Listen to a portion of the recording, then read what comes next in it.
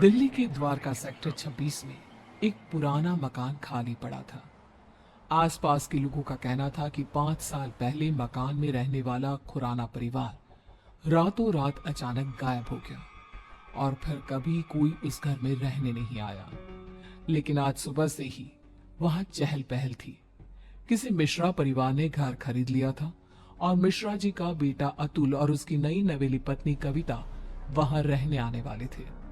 सुबह के वक्त अतुल और कविता घर में पहुंचते हैं।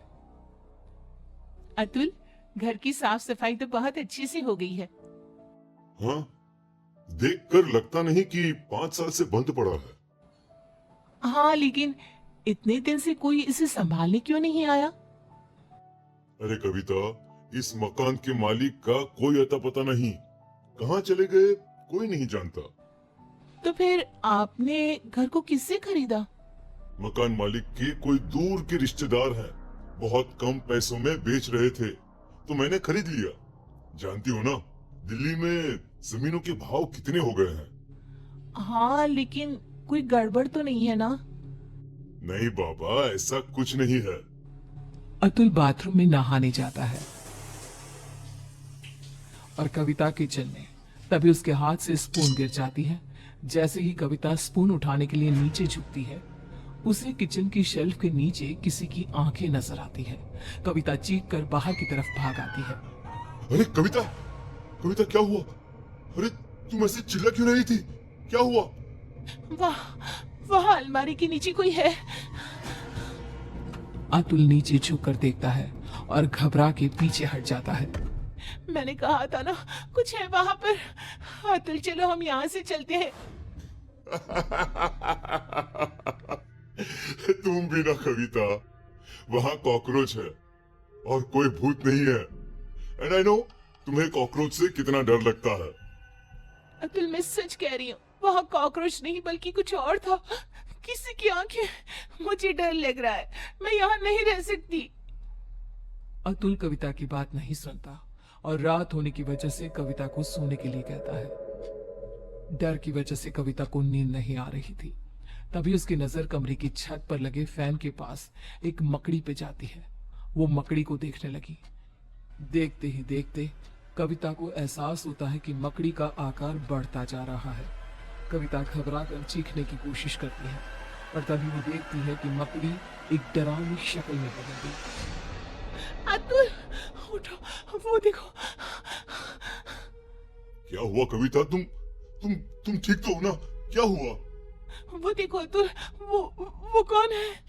एक छोटी सी मकड़ी, और कौन? इस घर में कुछ अजीब है अतुल, हमें यहाँ नहीं रहना चाहिए। ऐसा कुछ नहीं है, बेकार में डर रही हो तुम। अगली सुबह ब्रेकफास्ट के टाइम पर। कविता, आज मैं ब्रेकफास्ट नहीं कर पाऊंगा, मुझे बहुत देर हो गई है। प्लीज अतुल, कुछ तो खा लो। देखो, मैंने नाश्ता टेबल पर लगा दिया है। प्लीज कविता, तुम फ्रिज में रख दो, मैं निकाल कर खा लूंगा शाम को, ठीक है? Okay, bye. अतुल ऑफिस चला जाता है और कविता किचन में काम करके जैसे ही बाहर निकलती है तो देखती है कि डाइनिंग टेबल पर एक बुजुर्ग औरत और एक आदमी बैठ के ब्रेकफास्ट कर रहे थे। कविता ये देखकर खौफ से भर जाती है। कौन है आप लोग और यहाँ क्या कर रहे हैं? अतुल, बचाओ। क्यों डर रही हो बेटा? मैं इस घर का मालिक हूँ, रंजीत खुराना। और मैं इनकी बीवी रमनदीप खुराना। लेकिन आप लोग तो गायब। मेरा मतलब। किसने कहा? अरे हम तो यहीं रहते हैं, इसी घर में। वो देखो, हमारे कपड़े, सारा सामान सब तो है। लेकिन बेटा, जब से तुम आई हो ना, हम बड़े खुश हैं। अकेले पड़ गए थे ना। कविता ने चारों तरफ देखा और वो हैरान रह गई कि घर में खुराना और उसकी बीवी के कपड़े और सामान नजर आ रहा था। कविता घबराहट की वजह से दरवाजे की तरफ बढ़ती है ताकि वहां से बाहर जा सके। तभी एक यंग औरत उसके सामने आ जाती है। कहाँ जा रही हो? मेरे मम्मी पापा ने कहा ना कि वो अकेले हैं, उनका ख्याल कौन रखेगा? कौन है आप सब? कौन है?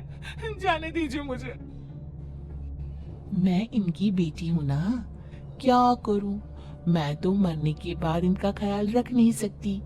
अब तुम्हें ही ये काम करना होगा ना। हेल्प, कोई बचाओ मुझे। कविता भागती है और अपने कमरे में जाकर एक कोने में बैठ जाती है। पूरा दिन वो एक जगह बैठी रहती है। शाम को 5 बजे अतुल घर आता है और कविता को ऐसी हालत में देखकर परेशान हो जाता है। क्या बात है? अरे तुम यहाँ ऐसे? तुम्हारी तबीयत खराब है क्या? क्या हुआ? वो अतुल खुराना और उसकी बीवी यहाँ इस घर में। कौन खुराना? कविता, ये क्या बहकी बहकी बातें कर रही हो तुम? इस घर के मालिक अतुल वो यही है, इसी घर में। मैंने उन्हें देखा है और उनकी बेटी भी। तभी कविता ने देखा कि बुजुर्ग औरत, आदमी और उनकी बेटी कविता के ठीक सामने आकर खड़े हो गए।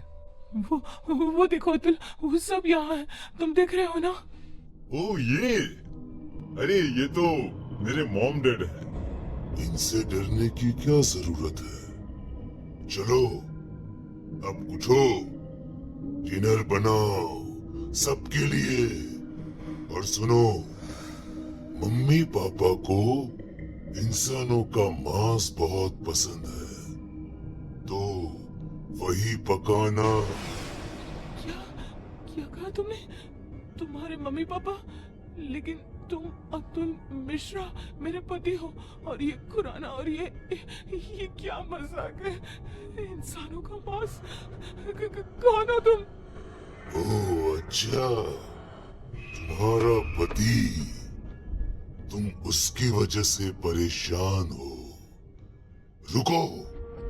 अतुल पीछे पलट कर देखता है और फिर जैसे ही वो कविता की तरफ पलटता है, कविता ने देखा कि उसका चेहरा पूरी तरह से बदल गया था और अब वो किसी भेड़िए की तरह नजर आ रहा था। कौन हो तुम? मेरे पति कहाँ है? क्या किया तुमने उसके साथ? अतुल ने रूम की छत की तरफ इशारा किया। कविता ने देखा कि अतुल का शरीर रूम की छत पे चिपका था।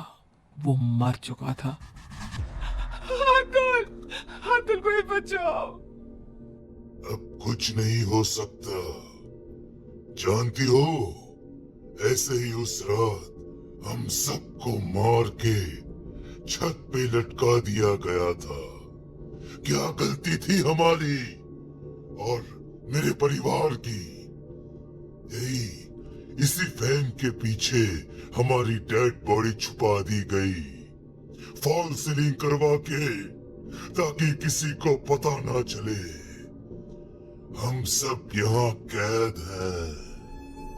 लेकिन तुमने मेरे पति को क्यों मारा?